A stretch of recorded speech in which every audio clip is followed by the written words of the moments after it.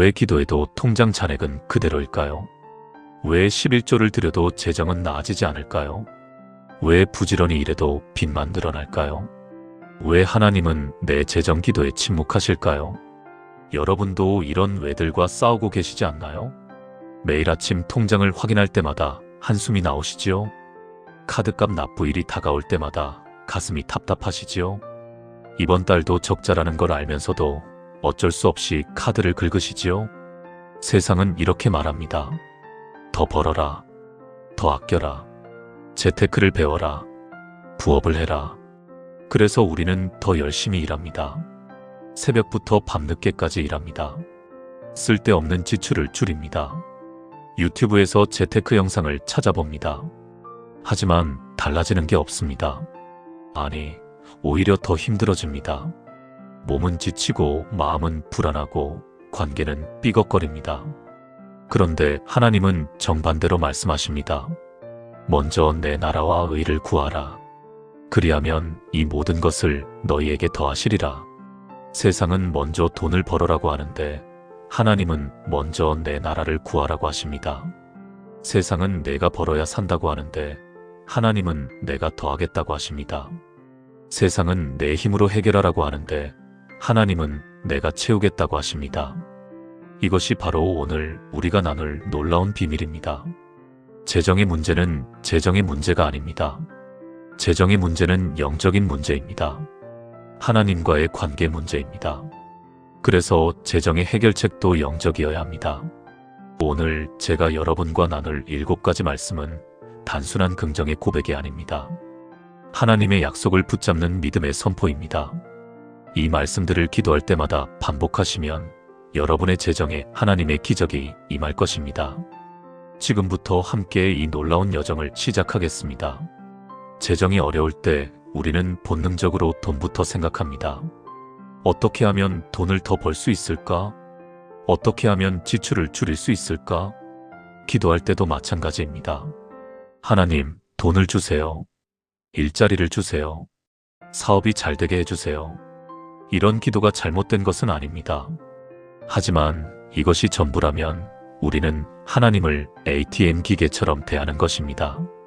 돈이 필요할 때만 찾아가는 자동 입출금기 말입니다. 그러나 예수님은 이렇게 말씀하셨습니다. 그런즉 너희는 먼저 그의 나라와 그의 의를 구하라. 그리하면 이 모든 것을 너희에게 더하시리라. 마태복음 6장 33절입니다. 이 말씀은 산상수훈의 핵심 중 하나입니다. 예수님은 이 말씀 직전에 무엇을 말씀하셨습니까? 무엇을 먹을까, 무엇을 마실까, 무엇을 입을까 염려하지 말라고 하셨습니다. 그러면서 공중의 새와 들의 백합화를 보라고 하셨습니다. 하나님이 새도 먹이시고 꽃도 입히시는데 하물며 당신들이야 어떻겠느냐고 하셨습니다. 그런데 중요한 것은 순서입니다. 먼저 그의 나라를 구하라고 하셨습니다. 이것은 우선순위의 문제입니다. 하나님의 나라가 첫 번째이고 나머지는 두 번째라는 것입니다. 그리고 놀라운 약속이 있습니다. 더하시리라. 우리가 하나님의 나라를 먼저 구할 때 하나님이 나머지를 책임지신다는 약속입니다. 그렇다면 어떻게 먼저 그의 나라를 구할 수 있을까요? 첫째, 아침에 일어나면 가장 먼저 하나님께 기도하는 것입니다. 스마트폰을 보기 전에, 뉴스를 보기 전에, 통장을 확인하기 전에 말입니다. 둘째, 시간을 드리는 것입니다. 하루 중 가장 좋은 시간을 하나님께 드리는 것입니다. 셋째, 예배를 최우선으로 하는 것입니다. 일이 바빠도 약속이 있어도 예배를 먼저 지키는 것입니다. 넷째, 11조를 먼저 드리는 것입니다. 수입이 생기면 11조를 먼저 떼어놓는 것입니다. 부산에 사시는 박현숙 집사님의 이야기입니다. 집사님은 올해 65세이십니다. 남편이 5년 전에 돌아가시고 혼자 작은 분식집을 운영하고 계십니다. 코로나 이후로 장사가 안 되어서 매달 적자였습니다. 월세 80만 원을 내기도 힘들었습니다. 카드 빚이 850만 원까지 쌓였습니다. 교회에 나가기는 했지만 11조는 몇 년째 못 드리고 계셨습니다. 작년 11월 집사님은 교회 부흥회에 참석하셨습니다. 그날 강사 목사님이 이 말씀을 전했습니다. 먼저 그의 나라와 의를 구하라. 집사님은 그날 밤 무릎을 꿇었습니다. 하나님, 제가 잘못했습니다. 저는 돈만 바라보고 살았습니다. 이제부터 주님을 먼저 구하겠습니다. 다음 날부터 집사님은 새벽 5시 30분에 일어나 기도로 하루를 시작했습니다. 장사를 시작하기 전에 먼저 30분씩 말씀을 읽었습니다. 그리고 결단했습니다. 수입이 아무리 적어도 11조를 먼저 드리기로. 12월 첫째 주 그 주간 수입이 32만 원이었습니다. 집사님은 떨리는 손으로 32,000원을 11조 봉투에 넣었습니다. 남은 돈으로 월세와 생활비를 감당할 수 없었습니다. 하지만 집사님은 믿음으로 드렸습니다. 그런데 놀라운 일이 일어났습니다. 그 주 수요일 10년 전에 가게에서 일했던 아주머니가 찾아오셨습니다. 사장님, 제가 이제 식당을 하나 차렸어요. 그런데 떡볶이 레시피를 배우고 싶어서요. 집사님은 기꺼이 레시피를 알려드렸습니다. 그 아주머니가 돌아가면서 봉투를 놓고 가셨습니다. 사장님, 레시피 값이에요. 봉투를 열어보니 50만 원이 들어 있었습니다. 집사님은 그 자리에서 눈물을 흘렸습니다. 그 다음 주에는 단골 손님이 여기 떡볶이가 너무 맛있다며 블로그에 리뷰를 올렸습니다. 그 리뷰를 보고 젊은 손님들이 찾아오기 시작했습니다. 한 달 후 매출이 전달보다 60% 증가했습니다. 3개월 후 카드 빚 850만 원 중 500만 원을 갚았습니다. 6개월이 지난 지금 빚을 모두 갚고 매달 저축도 하고 계십니다. 집사님은 이렇게 고백하십니다. 제가 하나님을 먼저 구했더니 하나님이 정말로 모든 것을 더해 주셨어요. 사랑하는 여러분, 지금 저와 함께 이렇게 기도해 보시겠습니까? 하나님 아버지, 오늘부터 제 삶의 우선순위를 바로 세우겠습니다. 재정보다, 일보다, 걱정보다 먼저 주님의 나라를 구하겠습니다. 아침마다 주님을 찾고 시간을 드리고 예배를 지키고 11조를 드리겠습니다.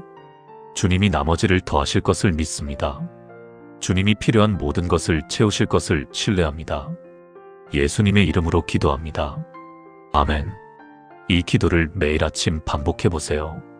여러분의 우선순위가 바뀌면 여러분의 재정도 바뀔 것입니다. 그런데 더 중요한 것이 있습니다. 하나님을 어떻게 인정하느냐입니다. 우리는 종종 착각합니다. 내가 번 돈이니까 내 것이라고 생각합니다. 내가 일해서 받은 월급이니까 내 마음대로 써도 된다고 생각합니다. 11조도 내가 하나님께 드리는 것이라고 생각합니다. 하지만 이것은 근본적으로 잘못된 생각입니다. 모든 것은 하나님의 것이기 때문입니다. 내 능력도, 내 건강도, 내 직장도, 내 수입도 모두 하나님이 주신 것입니다. 잠언 3장 9절에서 10절 말씀입니다. 내 재물과 내 소산물의 처음 익은 열매로 여호와를 공경하라. 그리하면 내 창고가 가득히 차고 내 포도즙 틀에 새 포도즙이 넘치리라. 이 말씀의 핵심은 처음 익은 열매입니다. 히브리어로 레시트라고 하는데 이것은 단순히 첫 번째라는 의미가 아닙니다. 가장 좋은 것, 최고의 것이라는 의미입니다. 구약시대 이스라엘 백성들은 수확을 할 때 가장 좋은 곡식을 먼저 하나님께 드렸습니다. 이것은 단순한 종교의식이 아니었습니다. 모든 것이 하나님께로부터 왔다는 고백이었습니다. 하나님이 주인이시다는 인정이었습니다. 그리고 하나님은 약속하셨습니다. 창고가 가득 차고 포도즙이 넘칠 것이라고. 이것은 물질적 축복의 약속입니다. 하나님을 인정하고 공경하는 자에게 하나님은 풍성함으로 응답하십니다. 그렇다면 어떻게 하나님을 인정할 수 있을까요? 첫째, 수입이 생기면 가장 먼저 11조를 떼어놓는 것입니다. 월세, 생활비, 카드값보다 먼저 말입니다. 둘째, 감사하는 것입니다. 제가 번 것이 아니라 하나님이 주신 것입니다 라고 고백하는 것입니다. 셋째, 내 것을 움켜쥐지 않는 것입니다. 필요한 곳에 나누고 어려운 사람을 도울 수 있는 여유를 갖는 것입니다. 넷째, 하나님께 보고하는 것입니다. 하나님, 이번 달 수입이 얼마입니다. 어떻게 사용하면 좋을까요? 대구에 사시는 정민호 집사님의 이야기입니다.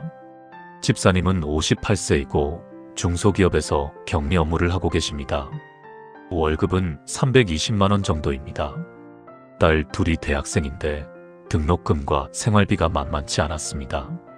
집사님은 11조를 드리고 싶었지만 늘 다음 달에는 이라고 미뤘습니다. 매달 통장이 마이너스였기 때문입니다. 작년 3월 집사님은 큰 결단을 하셨습니다. 이번 달부터는 무조건 11조를 먼저 드리자. 3월 급여일 320만원이 들어왔습니다. 집사님은 떨리는 마음으로 32만원을 먼저 떼어놓았습니다. 그리고 기도했습니다. 하나님, 이 돈이 제 것이 아니라 주님의 것임을 인정합니다. 나머지로 어떻게 살아야 할지 가르쳐 주세요. 놀랍게도 그달 집사님의 마음에 평안이 찾아왔습니다. 늘 조급하고 불안했는데 이상하게 마음이 평온했습니다. 그리고 지출을 점검해보니 불필요한 지출이 많이 보였습니다. 담뱃값, 술값, 불필요한 배달음식.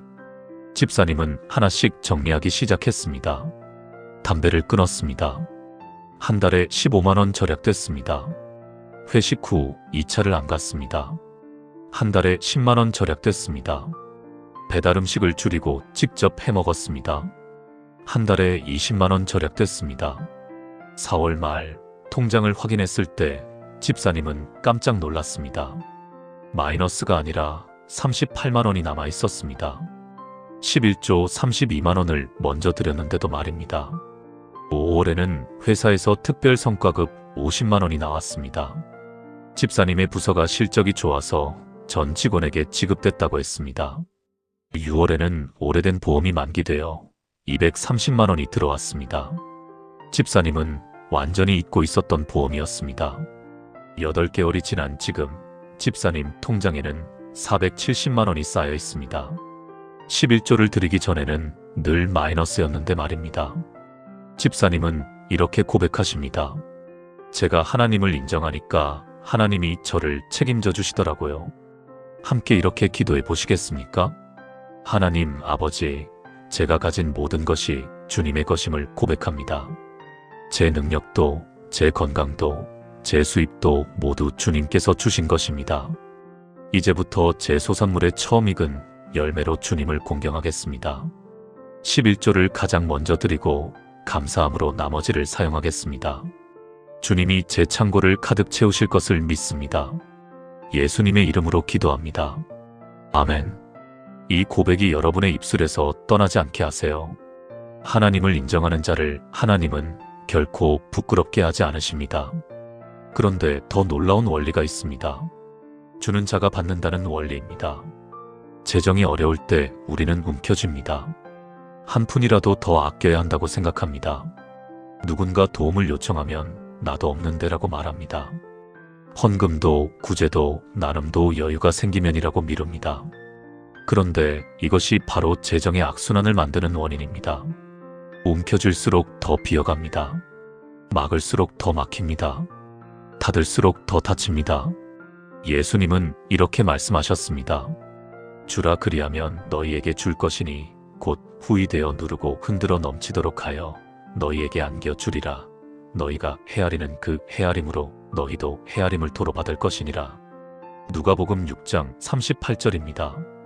이 말씀은 당시 곡식을 거래하던 모습에서 나온 표현입니다. 곡식을 살 때 그릇에 곡식을 담고 흔들어서 빈 공간을 없애고 눌러서 더 담고 그래도 넘치도록 담아주는 것이 좋은 장사꾼이었습니다. 예수님은 하나님이 바로 그런 분이라고 말씀하셨습니다. 우리가 줄 때 하나님은 후이되어 누르고 흔들어 넘치도록 주신다는 것입니다. 그런데 중요한 원리가 있습니다. 너희가 헤아리는 그 헤아림으로 너희도 헤아림을 도로 받을 것이니라. 작은 그릇으로 주면 작은 그릇으로 받고 큰 그릇으로 주면 큰 그릇으로 받는다는 것입니다. 인색하게 주면 인색하게 받고 후하게 주면 후하게 받는다는 것입니다. 이것이 하나님 나라의 경제 원리입니다. 세상의 경제는 저축하라 아껴라이지만 하나님 나라의 경제는 주라 그리하면 받을 것이다입니다. 그렇다면 어떻게 주는 자가 될 수 있을까요? 첫째, 작은 것부터 시작하는 것입니다. 거창한 금액이 아니어도 됩니다. 1,000원, 5,000원부터 시작하세요. 둘째, 정기적으로 하는 것입니다. 일회성이 아니라 꾸준히 하는 것입니다. 셋째, 기쁨으로 하는 것입니다. 억지로 하는 구제는 하나님이 기뻐하지 않으십니다. 넷째, 기도하며 하는 것입니다. 하나님, 누구를 도와야 할까요? 물어보는 것입니다. 서울에 사시는 김경희 권사님의 이야기입니다.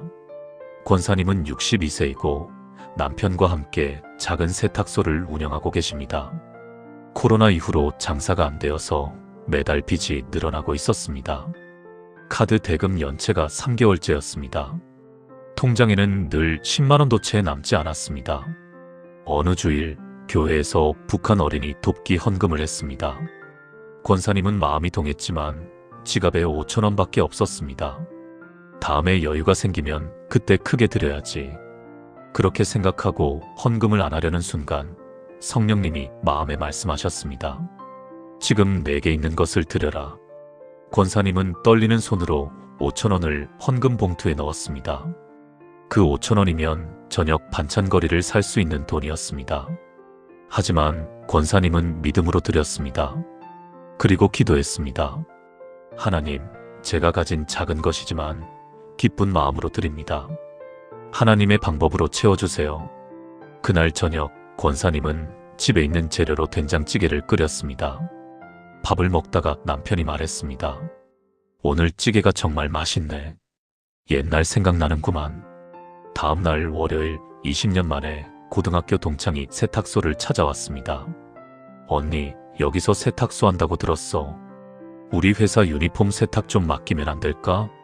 동창은 대기업 구내식당을 운영하는 회사에 다니고 있었습니다. 한 달에 200벌 정도의 유니폼을 세탁해야 한다고 했습니다. 정기 거래처가 생긴 것입니다. 한 달 수입이 140만원 증가했습니다. 2주 후 아파트 관리소장님이 찾아왔습니다. 사장님, 우리 아파트 커튼 세탁 좀 해주실 수 있으세요? 500세대 아파트였습니다. 한 달에 50세대씩 순환 세탁을 하기로 계약했습니다. 추가 수입월 80만원이었습니다. 권사님은 매주 감사 헌금을 드리기 시작했습니다. 작지만 꾸준히 기쁨으로 3개월 후 연체된 카드 대금을 모두 갚았습니다. 6개월 후 빚 1,200만원 중 800만원을 갚았습니다. 지금은 매달 50만원씩 저축하고 선교 헌금도 드리고 계십니다. 권사님은 이렇게 간증하십니다. 제가 5,000원을 드렸는데 하나님은 한 달에 220만원을 주셨어요. 하나님의 산수는 정말 다르더라고요. 지금 함께 기도해 보시겠습니까?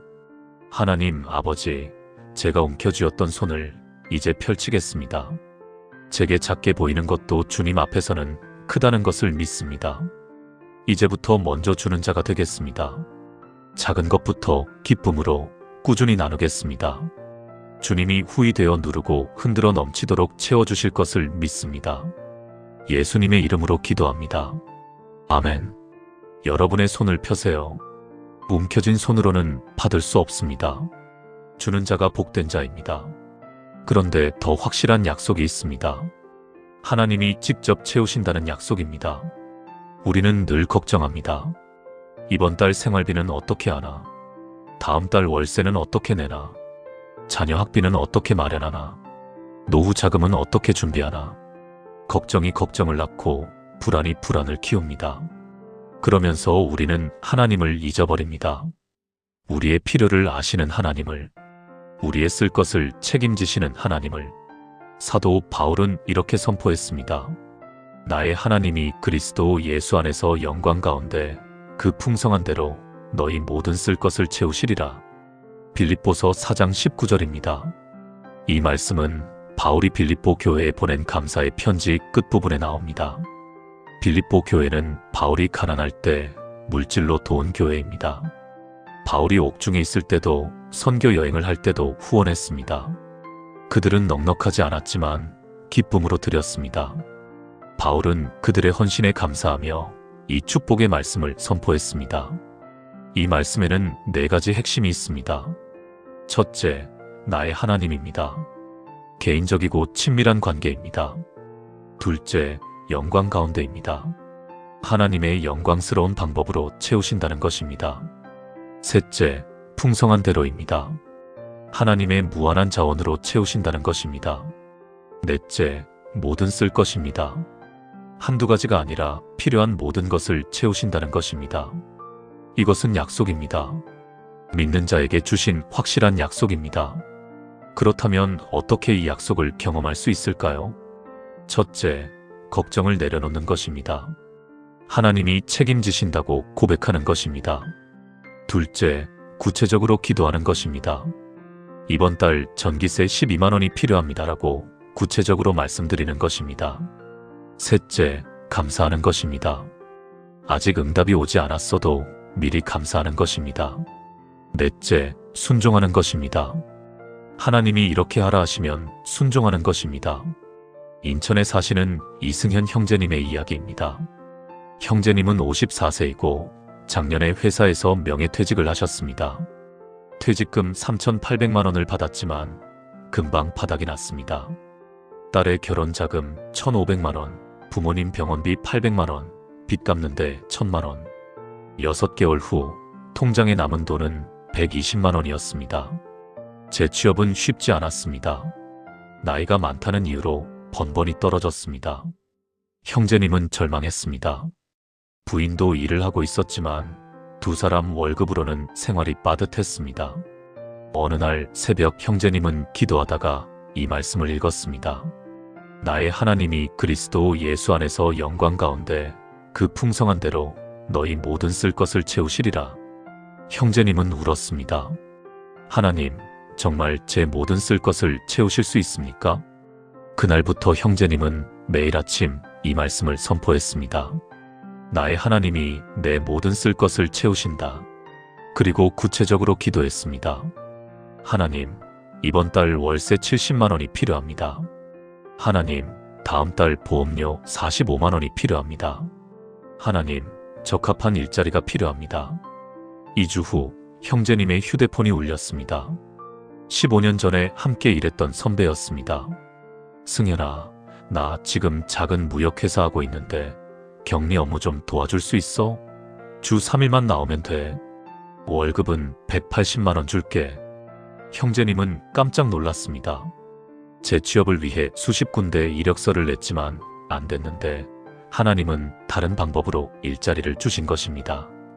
한 달 후 교회에서 장년부 회계를 맡아달라는 요청이 왔습니다. 사례비는 월 50만 원이었습니다.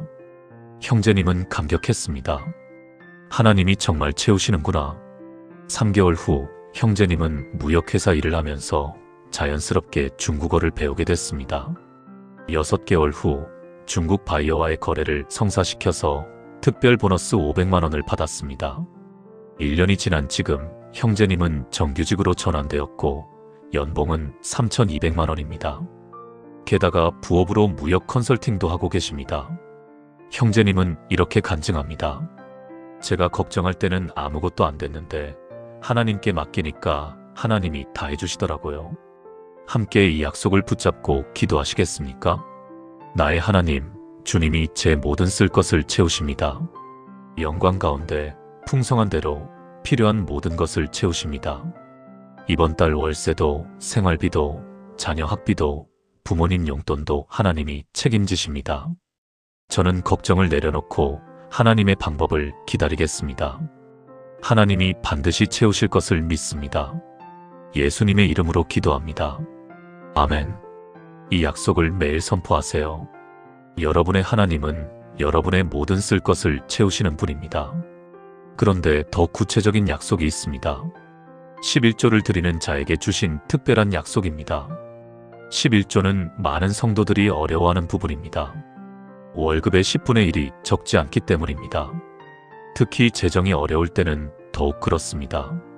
11조를 드리고 나면 생활비가 부족할 텐데 이번 달만 건너뛰고 다음 달에 2배로 드리면 안 될까? 정말 11조를 드려야 복을 받는 건가? 이런 생각들이 우리를 괴롭힙니다. 하지만 하나님은 11조에 대해 가장 명확하고 강력한 약속을 하셨습니다. 말라기 3장 10절 말씀입니다. 만군의 여호와가 이르노라 너희의 온전한 11조를 창고에 들여 나의 집에 양식이 있게 하고 그것으로 나를 시험하여 내가 하늘문을 열고 너희에게 복을 쌓을 곳이 없도록 붙지 아니하나 보라. 이 말씀은 구약 성경 전체에서 유일하게 하나님이 나를 시험하라고 하신 말씀입니다. 보통 성경은 하나님을 시험하지 말라고 합니다. 하지만 11조에 대해서만큼은 시험해 보라고 하십니다. 내가 정말 복을 주는지 안 주는지 해보라는 것입니다. 이것은 하나님의 도전이자 약속입니다. 말씀의 핵심은 세 가지입니다. 첫째, 온전한 11조입니다. 절반이 아니라 온전한 10분의 1입니다. 둘째, 하늘 문을 열고입니다. 하나님이 직접 하늘 문을 여신다는 것입니다. 셋째, 복을 쌓을 곳이 없도록입니다. 조금 주시는 게 아니라 넘치도록 주신다는 것입니다. 이것은 조건부 약속입니다. 11조를 드리면 반드시 이루어지는 약속입니다. 그렇다면 어떻게 11조를 드릴 수 있을까요? 첫째, 믿음으로 결단하는 것입니다. 하나님의 말씀을 믿고 시험해 보겠습니다라고 고백하는 것입니다.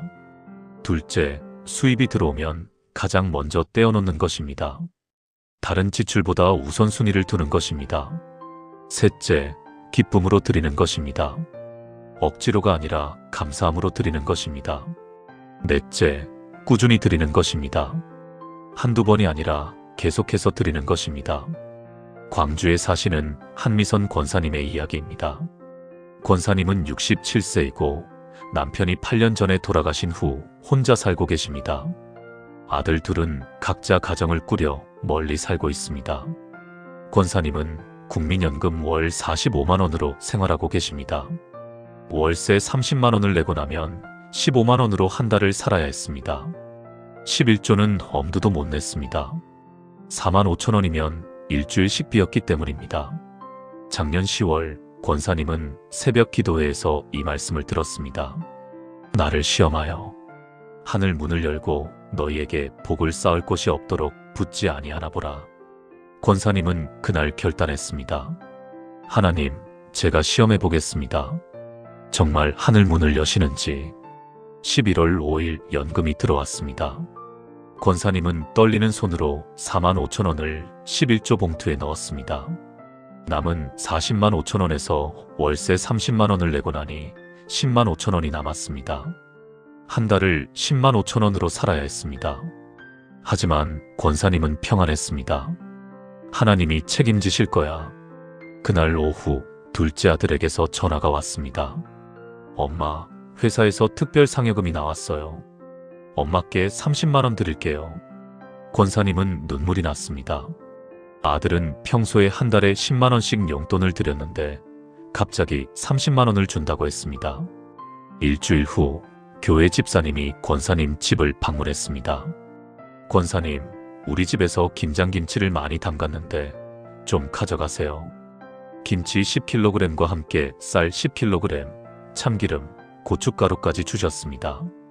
권사님은 한 달 반 동안 식비를 거의 쓰지 않았습니다. 12월에도 11조를 드렸습니다. 그달 말 10년 전에 친구에게 빌려준 돈 100만 원이 들어왔습니다. 권사님은 완전히 잊고 있었는데 친구가 갑자기 갚은 것입니다. 1월에도 11조를 드렸습니다. 그달 중순 구청에서 연락이 왔습니다. 어르신, 기초연금 대상자로 선정되셨습니다. 한 달에 30만 원이 지급됩니다. 권사님은 신청한 적도 없었는데 자동으로 선정됐다고 했습니다. 이제 권사님의 월 수입은 45만 원에서 75만 원으로 늘었습니다. 2월 권사님은 아파트 청소 일자리를 얻었습니다. 주 3일, 하루 4시간, 월 60만 원이었습니다. 권사님의 건강 상태에 딱 맞는 일이었습니다. 지금 권사님의 월 수입은 135만 원입니다. 11조를 드리기 전 45만 원의 3배입니다. 권사님은 이렇게 간증합니다. 하나님이 정말 하늘 문을 여셨어요. 제가 4만 5천 원을 드렸는데 하나님은 매달 90만 원을 더 주셨어요. 지금 함께 이 약속을 붙잡고 기도하시겠습니까? 만군의 여호와 하나님, 온전한 11조로 주님을 시험하겠습니다. 제 수입의 10분의 1을 주님의 집에 드리겠습니다. 하늘 문을 열고 복을 부어주실 것을 믿습니다. 복을 쌓을 곳이 없을 만큼 풍성히 채워주실 것을 신뢰합니다. 주님의 약속을 경험하게 하소서. 예수님의 이름으로 기도합니다. 아멘. 하나님을 시험해 보세요. 11조를 드리는 순간 하늘 문이 열립니다. 그런데 하나님은 여기서 멈추지 않으십니다. 더 풍성한 은혜를 약속하십니다. 우리는 종종 간신히 살아갑니다. 간신히 월급을 받아서 간신히 생활비를 충당하고 간신히 빚을 갚고 간신히 버팁니다. 여유가 없습니다. 저축할 여유도, 여행 갈 여유도, 남을 도울 여유도 없습니다. 늘 빠듯하고 늘 부족하고 늘 조마조마합니다. 그런데 하나님은 우리에게 간신히가 아니라 넘치게 살기를 원하십니다. 부족함이 아니라 풍족함을 원하십니다. 사도 바울은 이렇게 말씀합니다.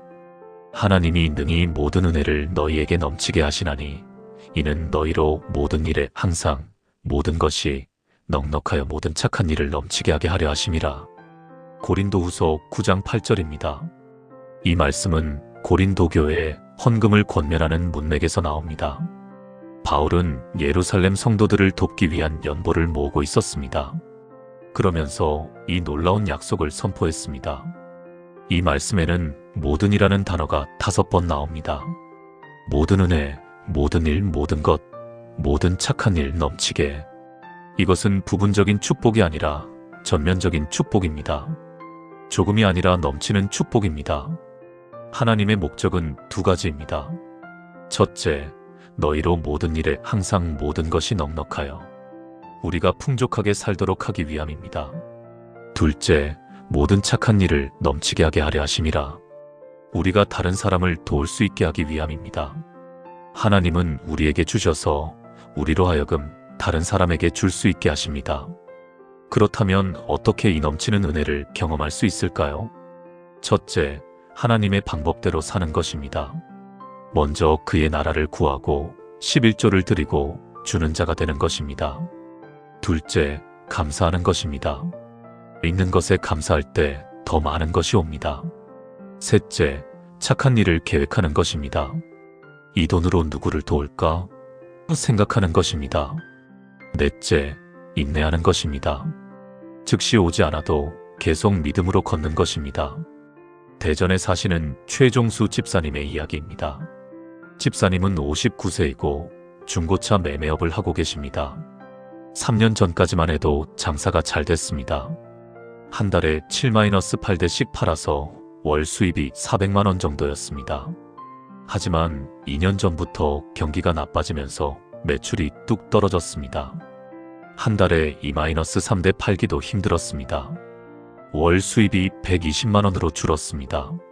사무실 임대료 80만 원을 내고 나면 40만 원으로 가족 생활비를 감당해야 했습니다. 불가능했습니다. 카드를 돌려막기 시작했고 빚은 점점 늘어났습니다. 집사님은 11조를 못 드린 지 1년 반이 됐습니다. 어느 주일 목사님이 고린도후서 9장 8절을 설교하셨습니다. 하나님이 능히 모든 은혜를 너희에게 넘치게 하시나니. 집사님은 그 말씀에 마음이 찔렸습니다.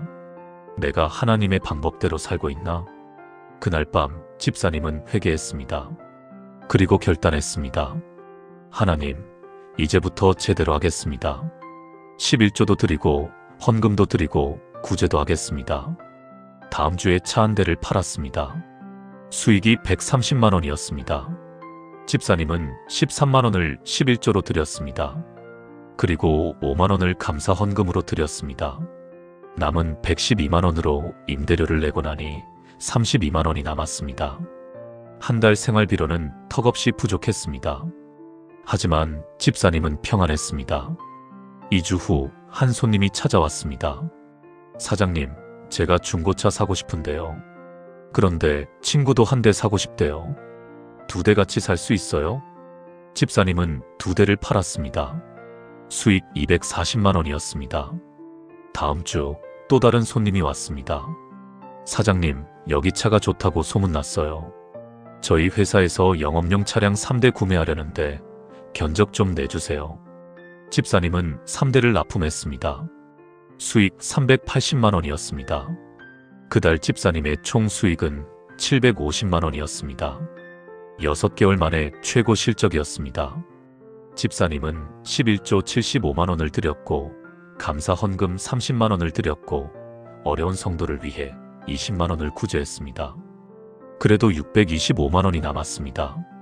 이런 일이 계속됐습니다. 3개월 동안 월 평균 600만 원 이상의 수익이 생겼습니다.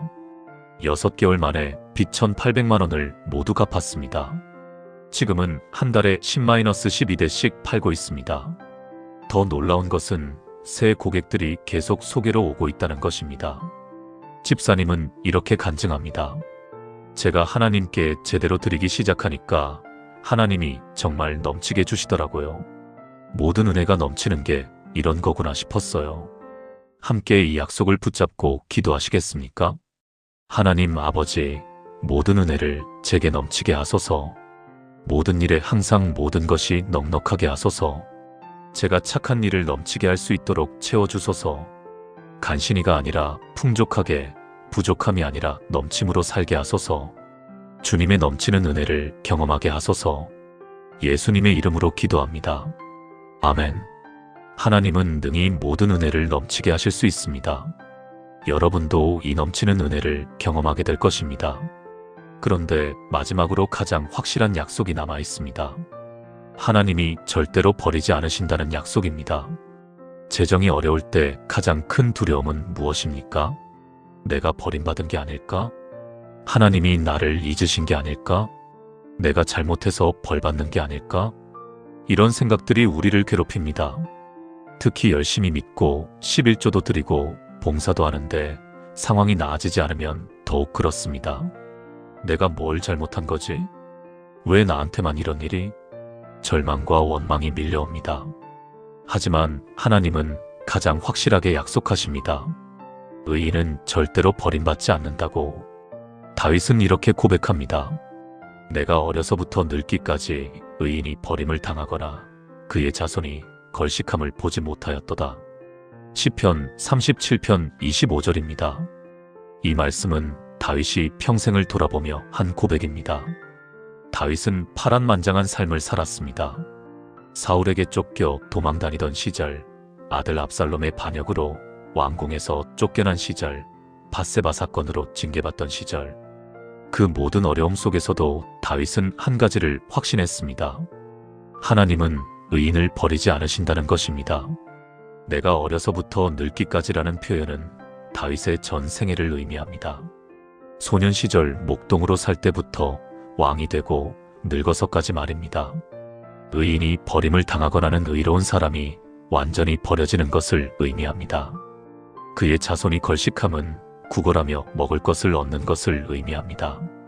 다윗은 평생 동안 그런 경우를 본 적이 없다고 고백합니다.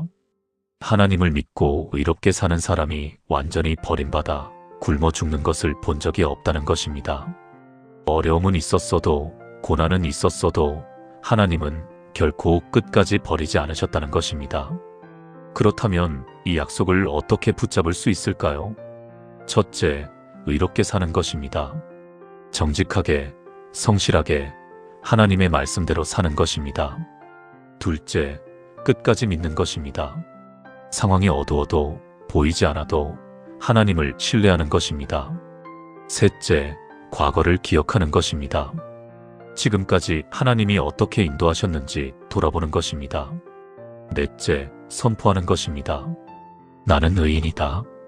하나님은 나를 버리지 않으신다고 고백하는 것입니다. 울산에 사시는 조영란 권사님의 이야기입니다. 권사님은 64세이고 3년 전에 유방암 진단을 받으셨습니다. 수술과 항암 치료로 4,500만 원이 들었습니다. 보험이 있었지만 3,200만 원밖에 나오지 않았습니다. 1,300만 원을 빚으로 메꿔야 했습니다. 남편은 건설 현장에서 일용직으로 일하고 계셨는데 허리를 다쳐서 일을 못하게 됐습니다. 수입이 완전히 끊겼습니다. 권사님은 암 치료 후 몸이 약해져서 일을 할 수 없었습니다. 두 부부는 정부 지원금 월 80만 원으로 살아야 했습니다. 빚은 갚기는커녕 이자조차 내기 힘들었습니다. 권사님은 절망했습니다. 하나님, 제가 뭘 잘못했습니까? 30년 넘게 열심히 믿었는데 왜 이런 일이? 어느 날 새벽 권사님은 성경을 읽다가 이 말씀을 만났습니다. 내가 어려서부터 늙기까지 의인이 버림을 당하거나 그의 자손이 걸식함을 보지 못하였도다. 권사님은 눈물이 쏟아졌습니다. 맞아, 하나님은 나를 버리지 않으셨어. 지금까지 늘 함께 하셨어. 그날부터 권사님은 매일 아침 이 말씀을 선포했습니다. 나는 의인입니다. 하나님은 나를 버리지 않으십니다. 내 자손도 걸식하지 않습니다. 눈물로 고백할 때도 있었고 떨리는 목소리로 선포할 때도 있었습니다. 하지만 권사님은 포기하지 않았습니다. 한 달 후 교회 권사회에서 권사님을 위한 특별 헌금을 모았습니다. 580만 원이 모였습니다. 권사님은 감격해서 울었습니다. 2개월 후 남편이 아는 건설회사 사장님이 찾아왔습니다. 사모님, 제가 작은 건물을 하나 샀는데요. 청소 관리를 맡아주실 수 있으세요? 힘든 일은 아니에요. 일주일에 3번, 하루 3시간만 오시면 돼요. 월급은 120만 원 드릴게요. 권사님은 믿을 수 없었습니다. 몸이 약한 권사님에게 딱 맞는 일이었습니다. 3개월 후 남편의 허리가 많이 좋아졌습니다. 병원에서 기적적으로 회복됐다고 했습니다. 남편은 다시 현장에 나갈 수 있게 됐습니다. 가벼운 일만 하기로 하고 월 250만 원을 받기로 했습니다. 6개월 후 권사님의 큰딸이 취직이 됐습니다. 그동안 취업 준비로 힘들어하던 딸이었습니다. 딸은 매달 50만 원씩 생활비를 보태기 시작했습니다. 9개월 후 권사님 집에 전세 사기 피해 보상금 800만 원이 나왔습니다. 10년 전 피해를 입었는데 포기하고 있었는데 정부에서 보상을 해준 것입니다. 1년이 지난 지금 권사님 부부의 월 수입은 420만 원입니다. 빚 1,300만 원 중 950만 원을 갚았습니다. 남은 빚도 3개월 후면 다 갚을 수 있습니다. 더 놀라운 것은 권사님의 건강검진 결과였습니다. 암 재발 징후가 전혀 없고 건강 상태가 매우 좋습니다. 의사가 기적이라는 단어를 사용했습니다. 권사님은 이렇게 간증합니다. 제가 가장 어두울 때 하나님은 저를 버리지 않으셨어요. 오히려 더 크게 역사하셨어요. 하나님은 의인을 절대로 버리지 않으세요. 사랑하는 여러분, 마지막으로 함께 이렇게 기도하시겠습니까? 하나님 아버지, 저는 주님의 의로 산 의인입니다. 주님은 저를 버리지 않으십니다. 어려서부터 늙기까지 제 평생에 주님이 함께 하십니다. 저와 제 자손이 걸식하지 않을 것을 믿습니다. 지금 이 순간도 주님이 저를 지키고 계심을 선포합니다. 주님은 신실하신 분, 약속을 지키시는 분이십니다. 예수님의 이름으로 기도합니다. 아멘. 여러분은 버림받지 않았습니다. 하나님은 지금도 여러분과 함께하고 계십니다. 이 7가지 말씀을 매일 반복하며 기도하세요. 반드시 기적이 일어날 것입니다. 지금까지 나눈 7가지 말씀을 하나의 기도로 드리겠습니다. 함께 기도하시겠습니까? 전능하신 하나님 아버지, 오늘 이 시간 재정의 문제가 영적 문제임을 깨닫게 하시고 7가지 놀라운 약속을 주셔서 감사드립니다. 먼저 주님의 나라를 구하게 하시고 모든 것이 주님의 것임을 인정하게 하시고 주는 자가 되는 복을 주시고 모든 쓸 것을 채우시며 11조의 축복을 약속하시고 모든 은혜를 넘치게 하시며 의인을 절대 버리지 않으신다는 확신을 주셔서 감사합니다. 저는 고백합니다. 먼저 주님의 나라와 의를 구하겠습니다. 아침마다 주님을 찾고 예배를 최우선으로 하며 11조를 먼저 드리겠습니다. 제 재물과 소산물의 처음 익은 열매로 주님을 공경하겠습니다. 모든 것이 주님께로부터 왔음을 인정하며 감사함으로 드리겠습니다. 주는 자가 되겠습니다. 작은 것부터 기쁨으로 꾸준히 나누며 주님의 풍성함을 경험하겠습니다. 주님이 제 모든 쓸 것을 채우심을 믿습니다. 이번 달 필요도 다음 달 필요도 미래의 모든 필요도 주님이 영광 가운데 풍성한 대로 채우실 것을 신뢰합니다. 온전한 11조로 주님을 시험하겠습니다. 주님이 하늘 문을 열고 복을 쌓을 곳이 없도록 부어주실 것을 믿습니다. 모든 은혜를 제게 넘치게 하소서. 간신히가 아니라 풍족하게, 부족함이 아니라 넘침으로 살게 하시고 제가 착한 일을 넘치게 할 수 있도록 채워주소서. 저는 주님의 의로 산 의인입니다. 주님은 저를 버리지 않으십니다.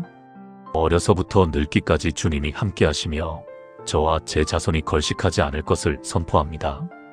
이 모든 약속이 제 삶에 이루어질 것을 믿고 신뢰하며 의지합니다. 오늘부터 매일 아침 이 7가지 말씀을 반복하며 기도하겠습니다.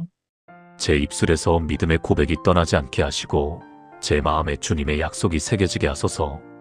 재정의 기적을 경험하게 하시고 그 간증으로 많은 사람들에게 소망을 전하는 자가 되게 하소서. 살아계신 예수 그리스도의 이름으로 기도합니다. 아멘.